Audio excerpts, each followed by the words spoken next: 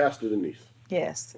What made you decide that you wanted to give your life, your service to the Lord? What was the thing that was it family, or did you have a inkling inside of you that said this is what I want to do? As far as pastoring? As far as church, as far as religion, as far as loving the Lord. Loving the Lord. Yeah. Well, I grew up in church. Okay. My grandmother was a pastor, and so I was in church a lot.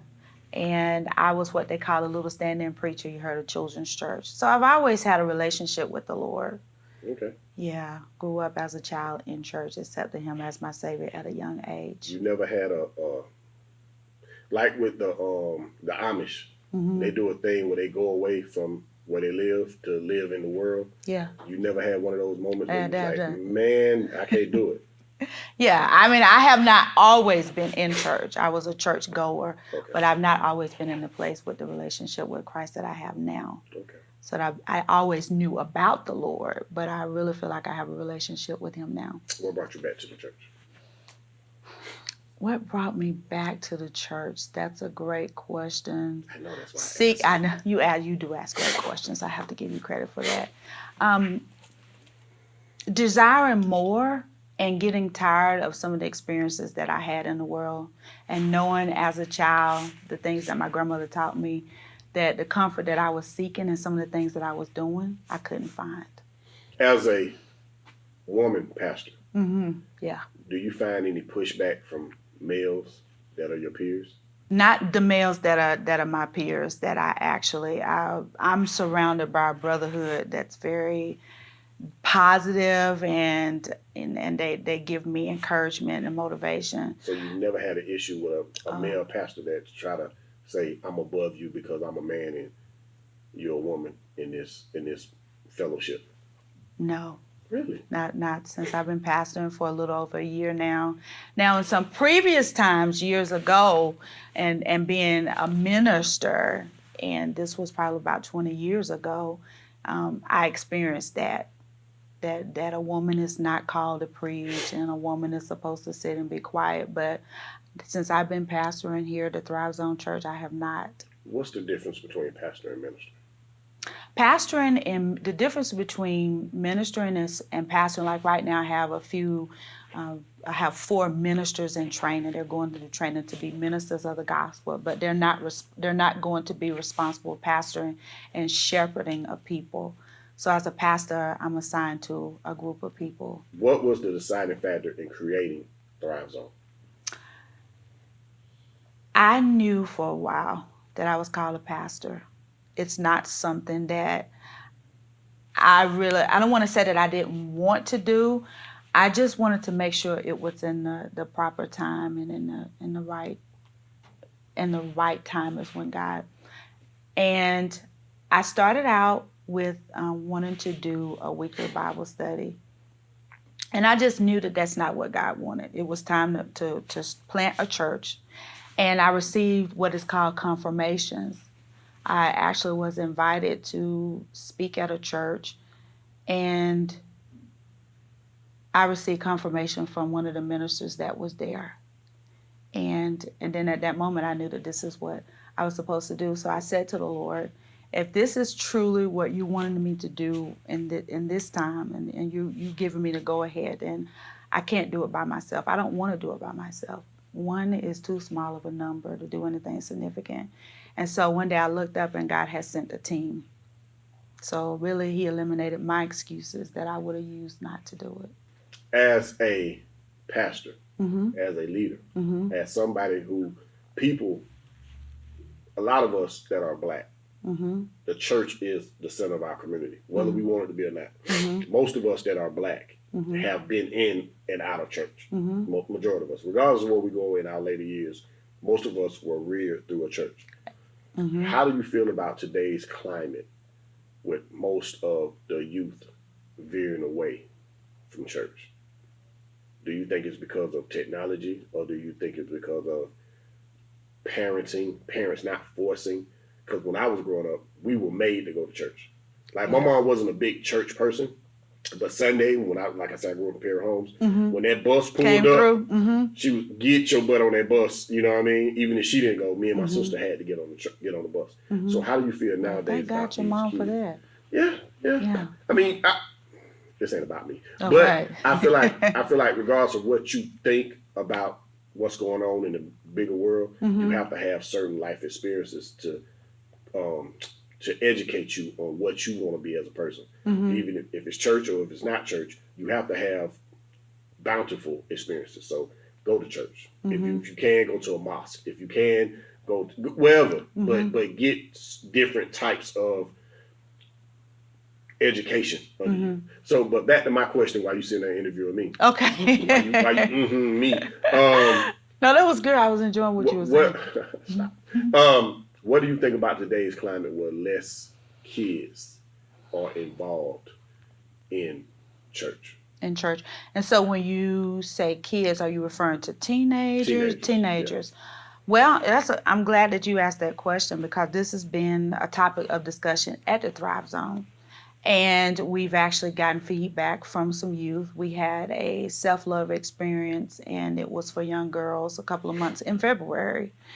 And we had some young ladies that come from a group home, and, just different life experiences. And so a lot of some of the things that were shared as to why youth don't really want to come to church, especially if they're not being forced to come to church, like you said you were with your mom, is because they want to feel like they're accepted and that they're not going to be judged and they're not going to be criticized. So we're in the process of creating what we call a safe space for youth. That's part of us moving to another location and having more space to be able to teach them in an atmosphere where they feel comfortable and where they don't feel judged. And so a lot of them, they want the word to be broken down in a way that they can understand it.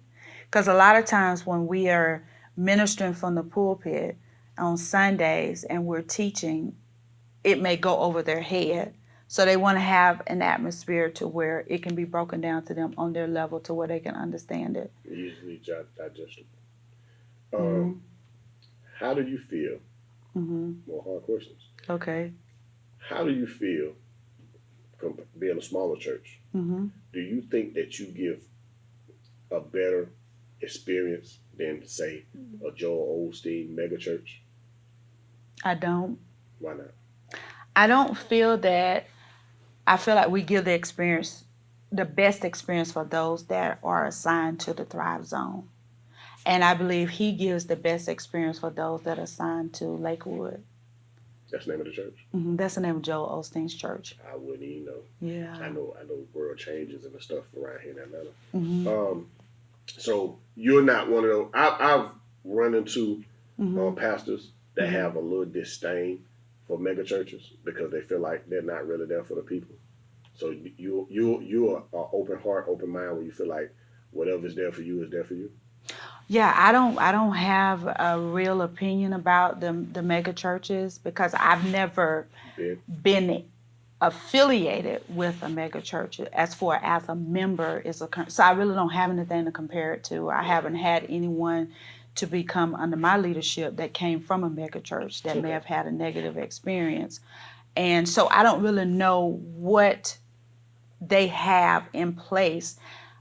They may have small groups in place to where they have this large crowd, but they may have a plan to where they break them out into smaller crowds. Are you an educator? No. What do you do in real life? I'm a coach, certified coach with the John Maxwell team. That's one of my businesses, other than pastoring.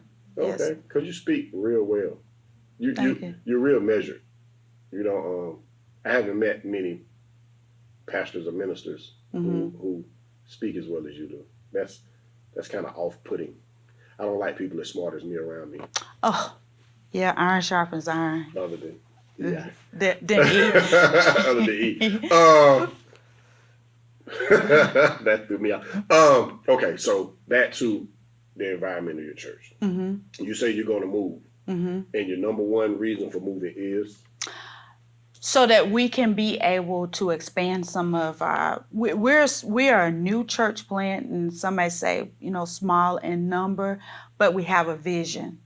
So the purpose of us transitioning to a larger space is so that we can grow some of the strategies that we've not yet implemented. They don't fit. So one of the things that we do on a typical Sunday, our service is the way we have service is something that the Lord gave me the first of the year. We do skits.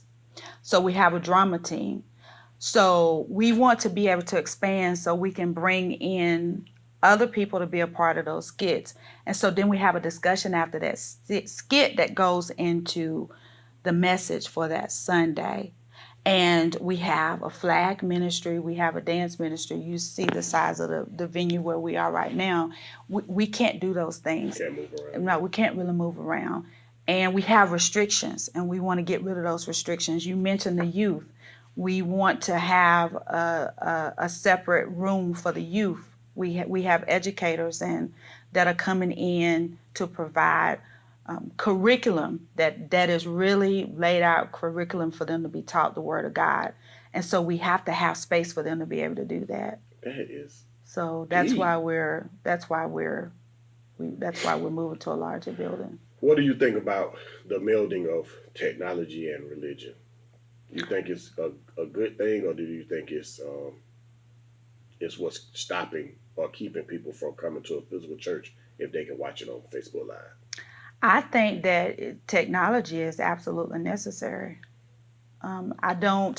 It's just like right now we're in this sheltering in place, and we're not having worship on Sundays, and we're now forced to stream, which is something we have been planning to do, but now we have to do that so that even if it's not a goal to reach people that's not a part of the Thrive Zone, we have to do it so we can reach those who are part of the Thrive Zone. And so if we didn't embrace technology right now, what would we do? So yes, there are going to be some people that can say, I'm going to stay home and I'm going to watch, but I have something for that too. And I can't really announce it right now, but yeah, what the question is just said. Yeah, she wants to say it, but it's something that we're in the process of developing that we're gonna launch from the new building, because I understand that there's some people it can go both ways. LA, you could have someone that say, I can use Thrive Zone Church because I'm here representing Thrive Zone Church, but say we're streaming, and what if there's someone in California that feels a connection? Because of technology, they can feel a connection and be affiliated with us without actually having to be here in Stone Mountain. True. So I think technology is essential that we embrace it. Do you think it's going to go that way, where there's no brick and mortar? It's just reach out through the phones and the interwebs? I don't think so. I don't know how long it's going to take for us to be able to get back together in large numbers. But I don't think it's the brick and mortar is gonna go away. I think that, yeah. So, more hard questions. Okay. So with the pandemic, the COVID-19, the coronavirus, life as we know it has changed. Right. We're not gonna go back to when I was stationed in South Korea. People used to walk around with these masks every day. And that was their way of life. It's because something happened some years ago, and they said, "Oh, we don't know if you got it or whatever." So a lot of people believe that's the new America, like these masks, these gloves, sitting away from each other, not touching each other, not physically. Do you prefer church or religion? Church. Church. Okay.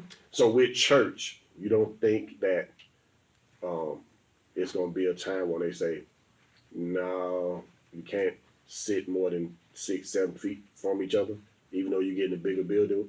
You don't think that it's going to probably be a time in the near future where you just have to say, okay, y'all, just open your phones up and I'll stream from my living room? Well, right now with us, even I believe that this past, this week, when the governor said yes, that we could, go back to worshiping, but we have to practice social distancing. And so right now, even the chairs set up here are set up for social distancing. 6 feet in the front, 6 feet in the back, 6 feet to each side. Then if it's a family can sit together. So we're actually really planning that when we resume our in-person worship, that is going to be the setup. I mean, they're even making mask optional, but that we may actually have to worship in mask. But I'm okay with that as long as it's keeping the people safe. People feel that, and then it's keeping us in compliance so that we can't have any type of counterattacks or, any type of bad publicity because we're not doing it. So yeah, I think that's a real possibility. Okay. Mm-hmm. What's 2 times 2? 4. You Am I done yet? No. You still nervous? How long is this interview?